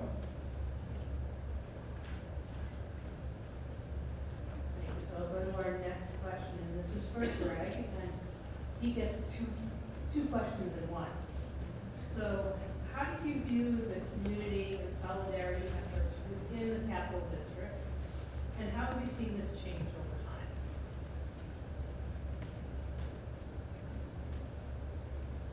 I view the solidarity collaborative partnership making efforts in the Capital District with more of a positive view and lens than I do a negative one. So let me frame it with that first. I've seen a number of courageous efforts and have been involved, had the pleasure of being involved in some of them. So I think that the Capital Region is making strong efforts to engage in collaboration. I think that some of the efforts may be stymied by people's need to really understand the bigger, broader issues and go for the bigger, broader issues and not the smaller ones. So I'm talking about incremental versus transformative change here. And I appreciate incremental change because those are building block kinds of change efforts. You need to also juxtapose that with larger, big idea, transformative kinds of issues that change structures. And so I think there's got to be a better aligning of those two schools of thought that result in better action to get to the bigger issues. For example, I have chaired for about a decade now the Albany Minority Health Task Force, which is part of the University of Albany's Center for the Elimination of Minority Health Disparities. And a lot of it is receiving the research from the university and trying to make sure that there's appropriate community participation in it, et cetera. And then it actually results in some impact. It doesn't always get to that point. And so that's a bit frustrating. That's a story for another time. But I think what I would encourage us to take a look at is the fact that the university has tried to collaborate with community partners vis-a-vis this task force to get input, to provide information, to provide education opportunities, and I think that it has accomplished that. So the outcome has been accomplished. I want to separate outcome from impact, because impact would result in better outcomes in the health disparities regard, and I have not seen that. So while I think the collaboration is good, we have to focus on impact and not just outcome. I've seen courageous efforts to work with school systems and local community organizations. I've seen service organizations and fraternities. I have been involved in one that was pleased to be able to give a donation to the South End Children's Cafe, and now plan to move forward to do some more work with the cafe. So I've seen those kinds of things happen and result in good outcomes. Again, I'm at a point where I want to measure impact, and so will our effort with that program result in a reduction of food scarcity and more opportunities to deal with the lack of good food? That's what I'm looking for now if we're going to develop a collaborative relationship and partnership in that regard. In summary, I've seen a lot of great work. I'm looking for impact, and I think we continue down the road that we are with these various collaborative efforts, including with law enforcement, educational opportunities like the academia year, service organizations. I think that there will be an opportunity for impact, and we have to expect that, and we have to measure it. Is that part one? No, that was, you did it all in one. Oh, good. You're good at it. Did anybody on the panel want to add to that?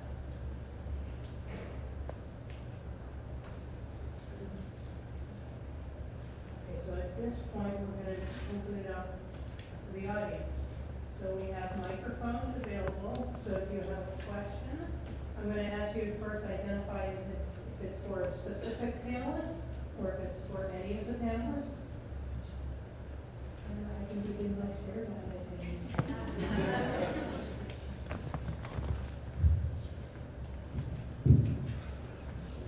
This is your opportunity to hear from somebody other than faculty.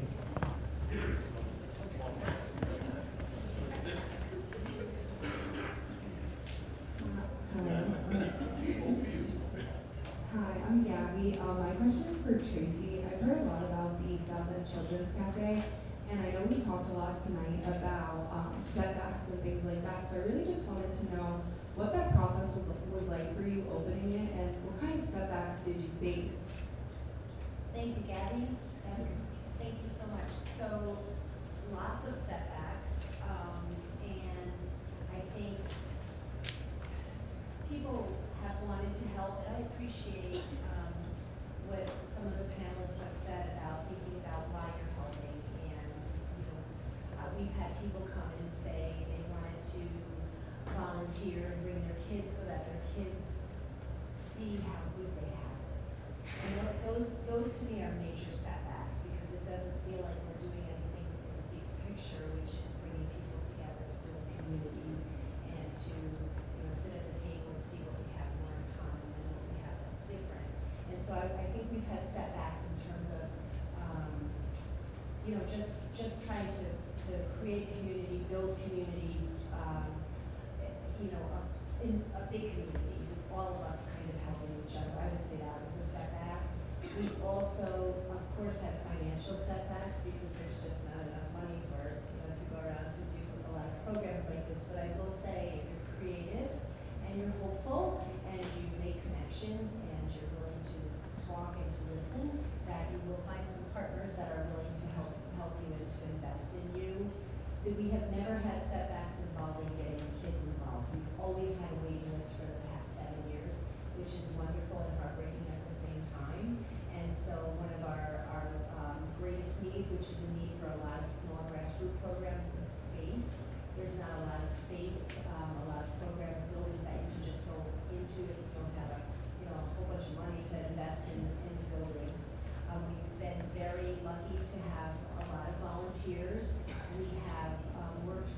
hard even before we opened to talk to members of the community to see if we would be, if this was a good program to be in the community, because I think the worst thing to do is to just go in and announce that you're there and then hope everybody likes you. You know, that doesn't work. This is not, you know, this, people live on our street.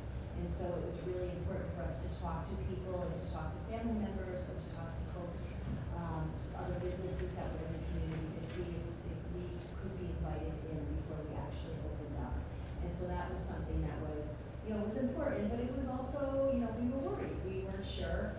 I think it's very important to really count on the community, to engage with the community, and to include the community in all the decisions that you're making. That's something that's really important.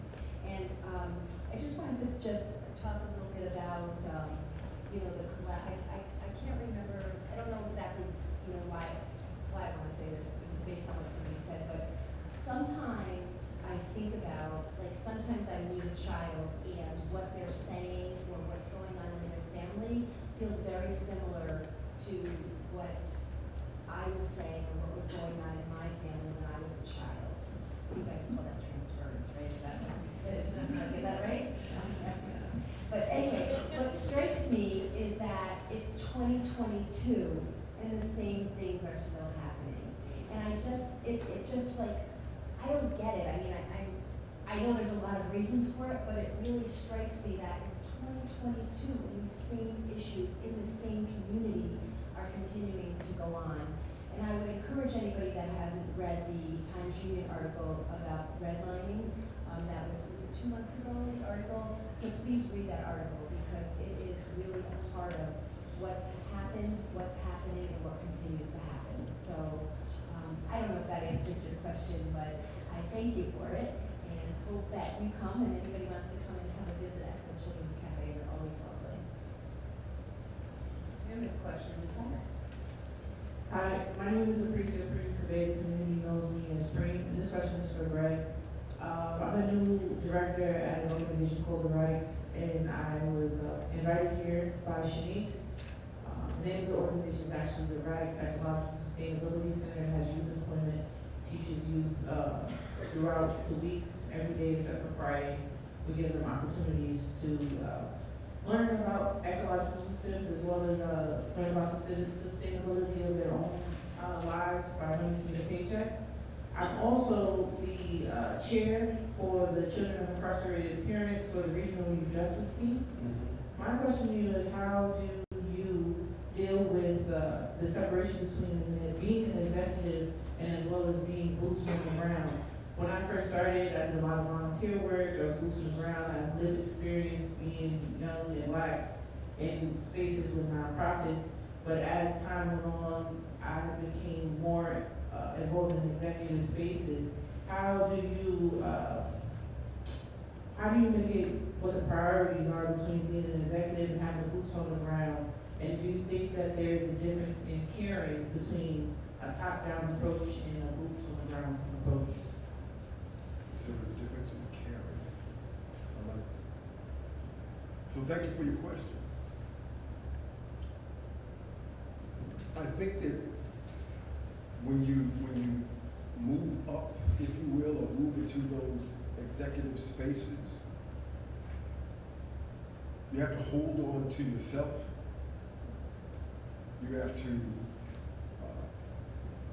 be courageous, and you have to have the skills and competencies to be able to navigate the communication strategy, the narrative, the language that you can use to do the same thing that you would do if you were in the boots on the ground strategy. See, I think it's the same thing. I think it really is moving people to a point that they begin to better understand that this is not about them as individuals or us as individuals, but that they can be a part of something bigger, which is what everybody wants to be anyway. Now, when I sat at the executive table with the state, that's hard to sell because they're trained to be, and I was too, a great manager. But a great manager is not the same thing as a great leader. So when you walk into the room, you're gonna be dealing with people who are phenomenal managers who have forgotten what their vision is. So you have to talk about the vision and the values that they subscribed to when they first jumped into this work. Because I believe that nobody came into this work to do harm. What happens is if you're in a harmful situation and don't heal, you start doing harm whether you want to or not. You say yes to a policy. You turn your back on practice you know is wrong. Because, you know, oh gosh, now I gotta deal with the management stuff and write this person up and I gotta counsel them. And so it's just easier to let it happen. So hold on to yourself. Speak the language that works in both situations, because we are multilingual in lots of different ways. And make sure that, especially in the executive places, but also when we do other work in the community, that people remember we're not here to play gotcha, and we're not here to do harm, but we're here for bigger things, like how do we become our very best person, and how do we make sure that everyone has an opportunity. I heard someone once say the first wrong question is, what should I do today? So it takes you right into your to-do list. It takes you right into your busy self. The first right question of the day should be, who should I be today? So when you get up, don't worry about the to-do list, whether you gotta go to the executive chair or you know, with the folks. Think of who you need to be that day, and then go be that person. And I think you'll be able to navigate that a little bit easier. Now, I'm telling you something I learned in the last decade. So I had about 30 years of doing it wrong. So that's a benny for you. You do it right now, you'll be much better. All right?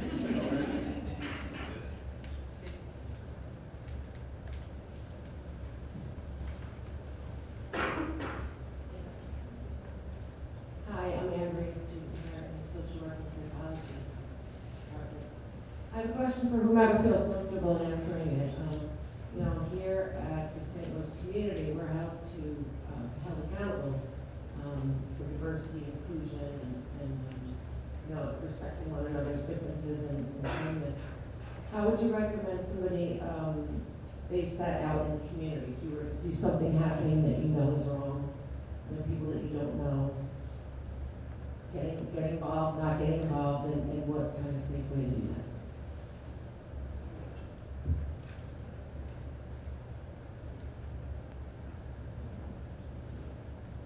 Can you repeat the question one more time? If you see something happening that you know is not right, there was a video that we watched in one of our classes with there was conflict on New York City bus, and they were standing up for a couple that was speaking a foreign language, and who was standing up for, do you feel like somebody should get involved if they see an injustice on a micro scale out in the public? Yeah. I'm actually keeping my mask on because I'm going to the Caribbean, so I can't bring nothing home to my wife. So that's just so you know. I think you have to. And I think it's the level and your capacity that really determines what you're ready to do. Some folks have the wherewithal to intercede directly. So they're psychologically ready, they're physically capable, they're emotionally ready, and so they can step in and actually intercede with themselves, their bodies, etc. Right? Because they're prepared. There are other people who are not that prepared, but maybe can be the person who gets up out of the seat so that someone can sit down without putting themselves in other kinds of levels of risk. Then there are people who are not willing to do anything in the moment because it's too traumatizing or it's too frightening. This is another kind of trauma. Right? What are you going to do then later to make sure that somebody who needs to know knows what happened so that that does not happen in that fashion again? So those are a couple of ways that I think you can kind of step in. But the answer I would give is kind of a broad-based answer is yes, you have to do something. Thank you. Can I say something? I don't know how many people are looking at the news in terms of the increasing attack on Asian women specifically in major city. Multiple deaths, a lot of severe injury. In every single video I watch, nobody stopped. Zero. Now, I want to acknowledge that in the West Coast last year, a couple people actually was killed because they stepped up to stop somebody to attack this Muslim woman with a hijab on train. It cost their lives, but I know, I can only imagine that the people who lost their lives would probably rather they did something, they stepped up. You have the power to stop something bad from happening, and if you have the ability to do so, my question is, why are you not doing it? Just like, think about September 11. The people on the plane know that what is going to happen, and they did everything in their power so that they can stop the plane.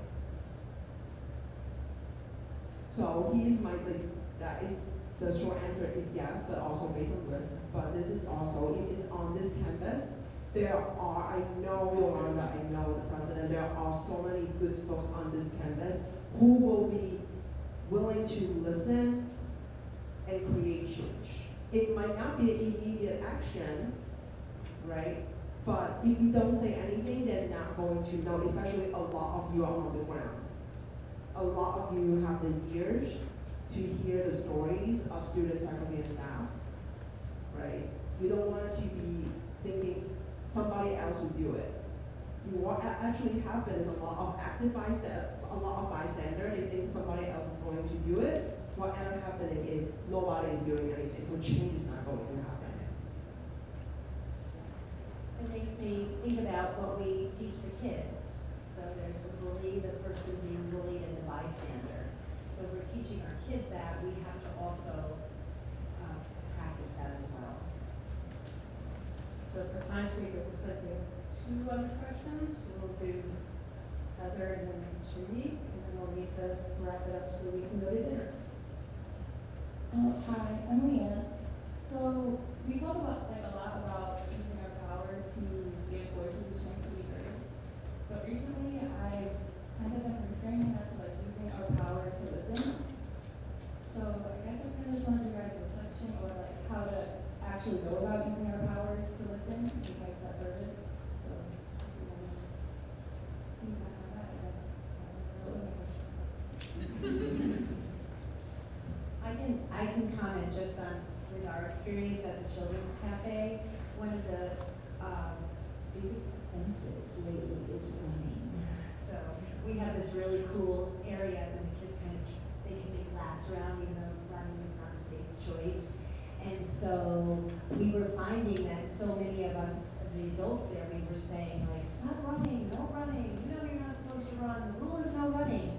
And then somebody did a training with us.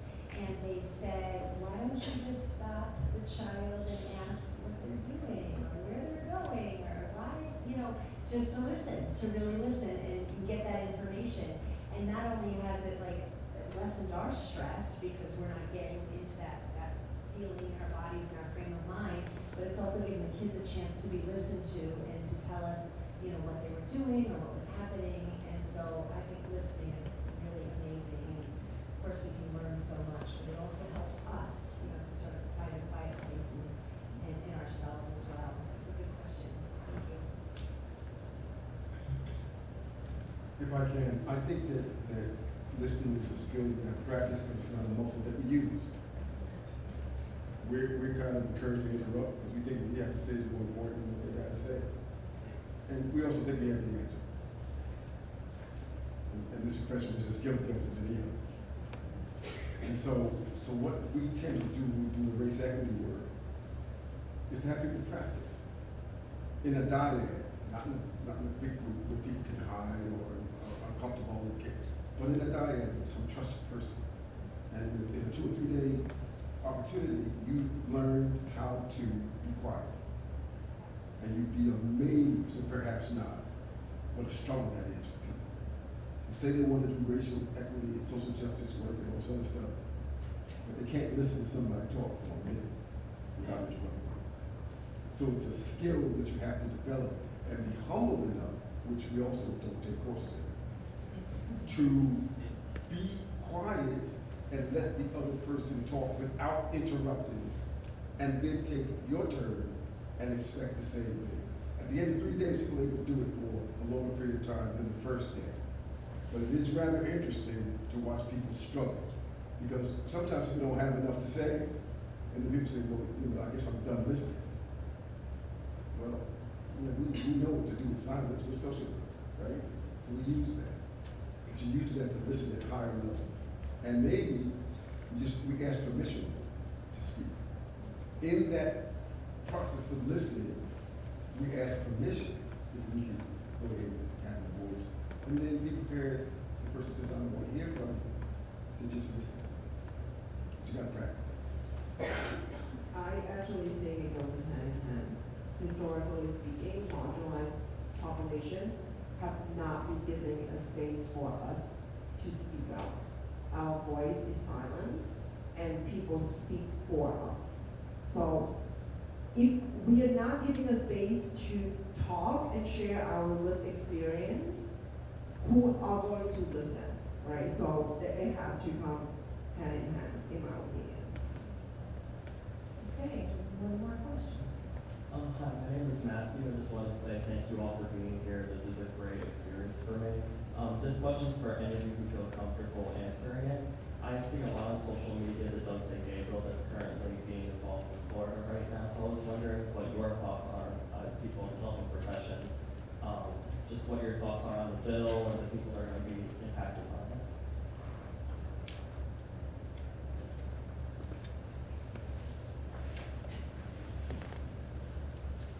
Can you repeat the question one more time?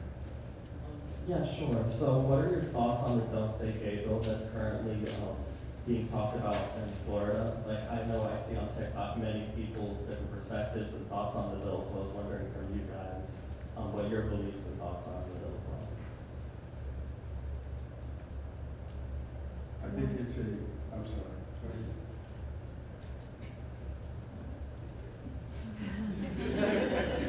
I was demonstrating that. I think it's a very dangerous circumstance. The bill is part of a dangerous circumstance. It reflects something that even goes beyond retrenchment. Because every time forward movement is made with regard to humanity, there is a pushback against that by a segment of the population. This is an example of that. I think it's going to be misused. And I think it is going to cause people to experience additional trauma and pain and hurt. So I'm hoping that people can find a way to do what we do with all circumstances like this, those bills like that. We find a way to do it anyway. We find a way to help people anyway. You know, that's been the history of people who've been marginalized in this country. We find a way to do it the right thing, the healthy thing anyway. It shouldn't be that hard. It should not have power arrayed against you, and that's how it is in the world. I'm going to end it there. I want to thank our panelists for your time, for your stories.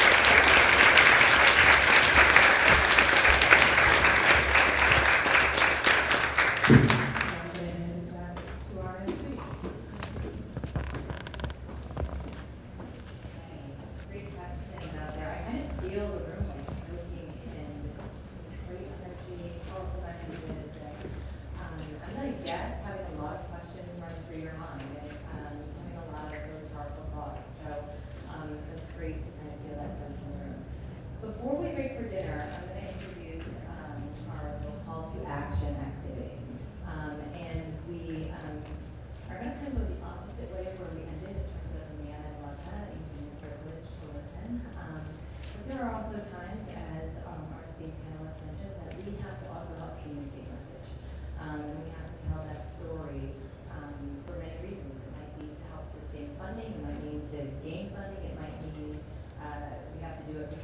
to get community buy-in, and you have to have more people collaborating on a team or understanding the cause.